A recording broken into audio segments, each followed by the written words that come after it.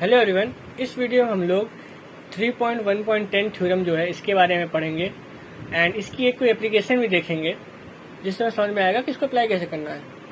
यहाँ पे ये कहता है कि अगर एक्शन कोई एक सीक्वेंस है रियल नंबर का एंड एन कोई एक पॉजिटिव रियल नंबर का सीक्वेंस है जिसकी लिमिट जो है वो 0 है। एन की जो लिमिट हमें पता है कि 0 है और हमें कांस्टेंट पता है पॉजिटिव कांस्टेंट जो कि c है।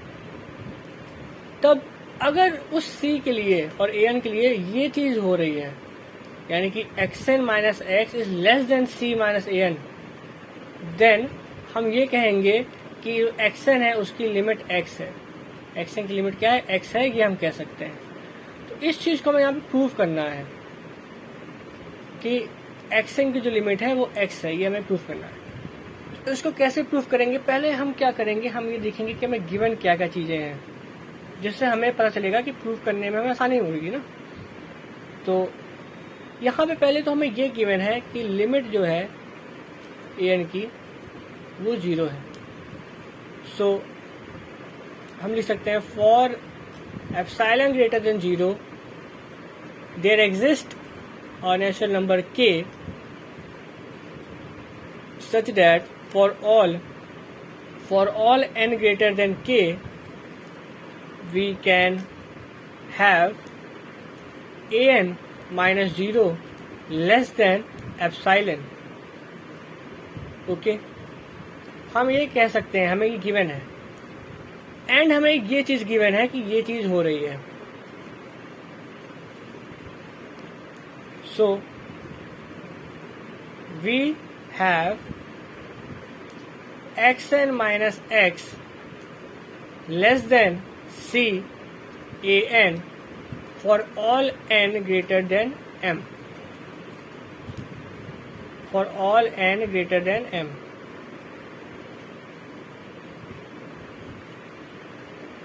अब अगर हमें ये देखना है कि हमें प्रूफ क्या करना है। हमें गिवन पता चल गया, हमें अब देखना है कि हमें प्रूफ क्या करना है। तो हम लिखेंगे टू प्रूव, हमें प्रूफ ये करना है कि लिमिट जो है xn की वो क्या है x।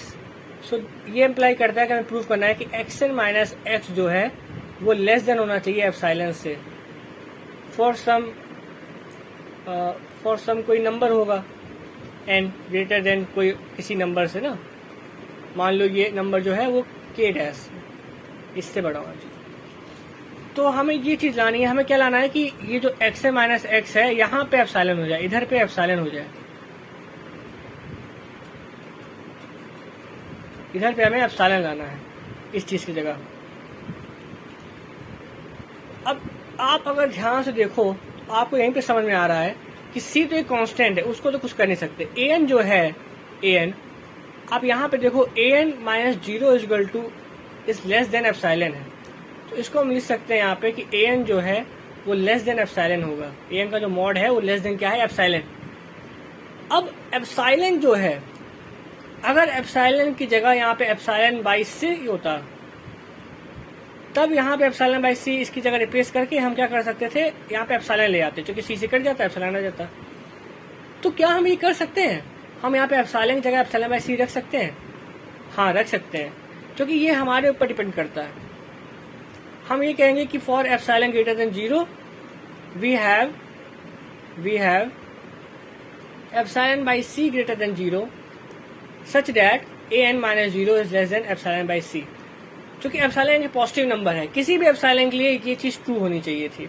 अगर लिमिट ऑफ an इस 0 के बराबर है, अगर 0 के बराबर है तो 0 के नेबरहुड में अगर आप लिमिट की डेफिनेशन आपको अच्छे से याद है तो आपको पता होगा कि अगर ये an जो है, अगर an जा रहा है 0 की तरफ तो इसका मतलब है 0 के जो नेबरहुड होगा, नेबरहुड यानी ये मान लो पड़ोस, यानी कि ये एप्सिलॉन प्लस 0 हो या एप्सिलॉन माइनस 0 हो, इसमें an होना चाहिए।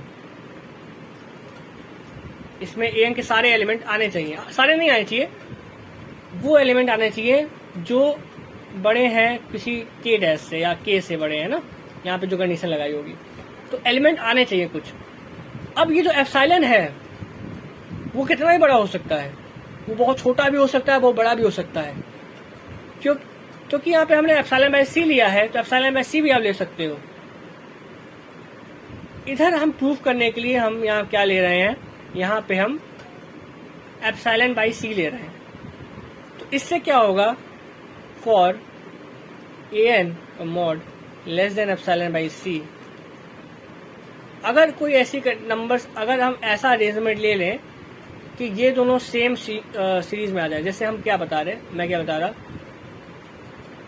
ए एन का mod less than epsilon by C किन नंबरों के लिए है, वो है n ग्रेटर देन k के लिए, और X N minus x less than C A N जो है वो किसके लिए ट्रू है, n ग्रेटर देन m के लिए।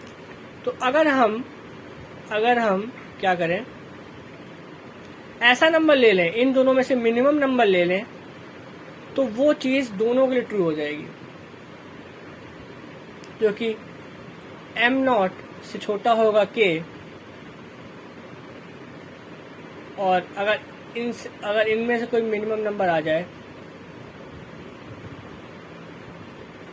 यानी नहीं मैक्सिमम नंबर ले लें, अगर हम जैसे कि हमने m नॉट ले लिया, m नॉट इससे बड़ा है, तो इन दोनों से जो बड़ा होगा, जैसे हमने इन दोनों से मैक्सिमम नंबर ले लिया, उसको कह दिया k डैश है वो, यानी कि इसी के बराबर कह दिया, और k डैश चूंकि इससे बड़ा है तो वो n से भी बड़ा होगा, वो मतलब सॉरी वो m नॉट से बड़ा है तो k से ही बड़ा होगा, तो k m से बड़ा है। तो हम इससे कह रहा कि अगर मैं ये ले लूं कि k dash is equal to max of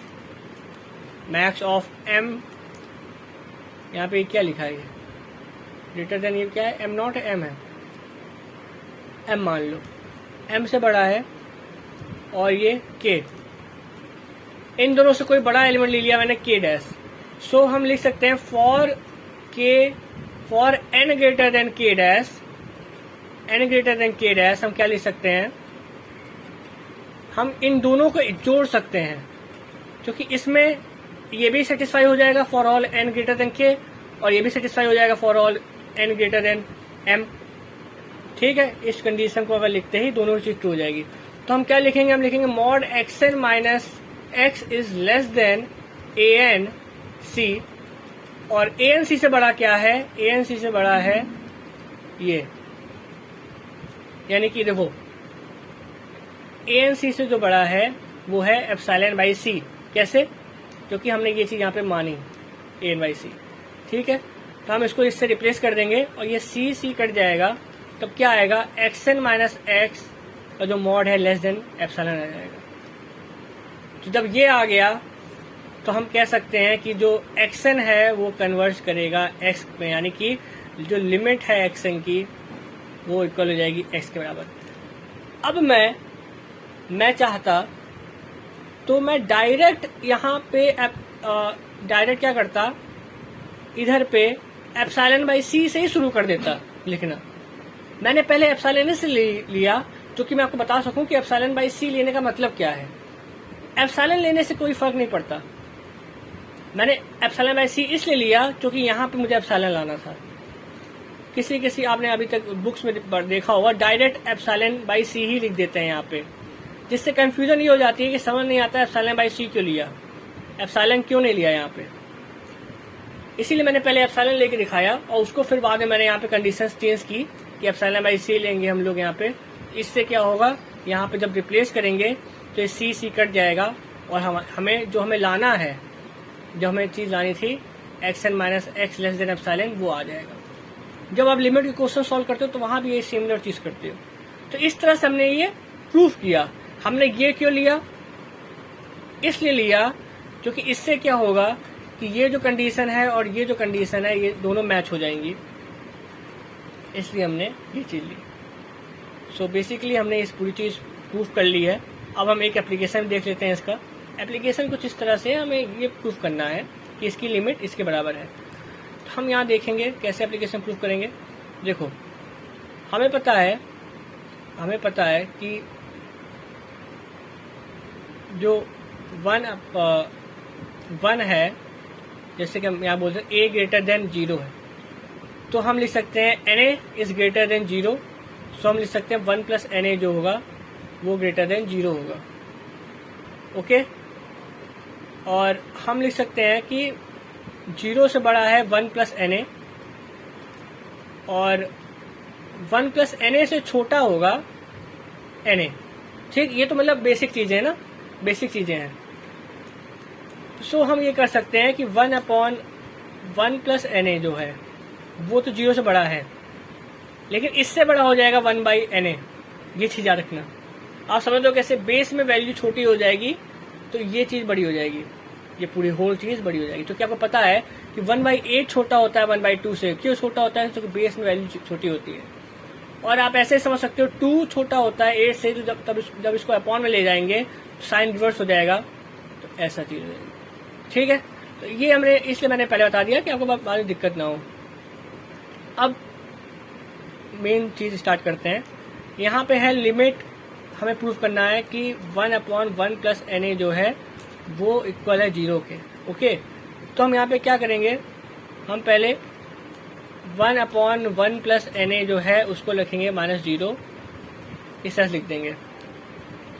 अब इसको हम लिखेंगे 1/1 प्लस Na का मॉड, एंड देन इसको हम लिख सकते हैं 1/Na। और यहाँ पे मैंने ये क्यों लगाया, ये चीज इसलिए लगाई मैंने क्योंकि हमने अभी पिछले पेज में ये देखा था कि 1/1 प्लस Na जो होता है लेस देन होता है 1/Na से, इसलिए मैंने ये चीज की। अब आप यहाँ पे देख सकते हो, यहाँ पे क्या आ गया, यहाँ पे आया है 1/1 प्लस Na -0 का मॉड जो है वो लेस देन है, क्योंकि ये इसके बराबर है और ये बड़ा है, तो हम डायरेक्ट लिख सकते हैं कि ये कुछ इस तरह से। ओके, अब आप ये देखो यहाँ पे क्या चीज आ गई, यहाँ पे ये आया कि जो 1/a है वो तो कांस्टेंट, उसको बाहर ले लो, और ये आ गया 1/n। ठीक है, अब we know that limit of 1/n is equal to 0। Limit जो है 1/n की वो 0 के बराबर होती है, ये हमें पता है, हमें प्रूव भी कर चुके हैं पिछले लेक्चर्स में, अपने पिछले वीडियोस में मैंने प्रूव किया है कि ये चीज होती है।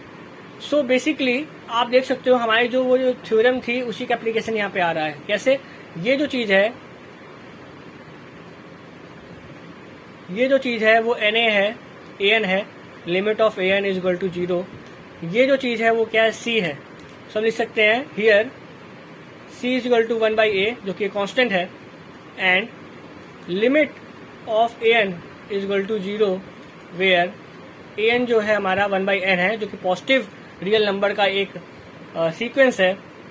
सो हम यहाँ देख सकते हैं, एंड हम देख सकते हैं कि हमारा 1/1 प्लस Na जो है -0 इज लेस देन है Ca से। Ca क्या है? 1/a और 1/n। Ca है, ये C है। ठीक है, so we can say that limit जो होगी इसकी वो ये होगी, तो limit of 1/1 plus Na is equal to 0। तो हमने अपने थ्योरम के एप्लीकेशन से ये चीज कर ली। आप इसका स्क्रीनशॉट ले लो इस चीज का, थोड़ा समझने के लिए क्या हुआ। ठीक है, सो दैट इज हाउ हमने प्रूव किया कि ये चीज प्रूव है, क्योंकि ये C है और ये A है, और ये चीज क्योंकि ये Ca से लेस देन हो गया तो हमने प्रूव कर लिया। तो आप यहाँ देख सकते हो, यही यहाँ पे था, हमने एप्लीकेशन कैसे देखा। An जो था, जो कि वहाँ पे 1/n है, वो 0 के, उसकी लिमिट 0 के बराबर हो गई, और यहाँ पे C जो है कांस्टेंट है, A एक नंबर है, इस फॉर्म में चूंकि इस फॉर्म में आ गया, इसलिए हम कह सकते हैं कि लिमिट जो होगी वो ये होगी। सो हमने इस तरह से इसका एप्लीकेशन देखा, और भी मैं एप्लीकेशन वीडियोस बनाऊंगा अभी आगे, चिंता ना करिए। बेसिकली हमने यहाँ पे थ्योरम प्रूफ किया, एक एप्लीकेशन देखा, एंड आई होप आपको समझ में आया कि क्या चीजें हैं यहाँ पे, कैसा सिस्टम चलता है इस चीजों का। So thank you for watching this video. I hope you like this video. Please share it with your friends. Thank you.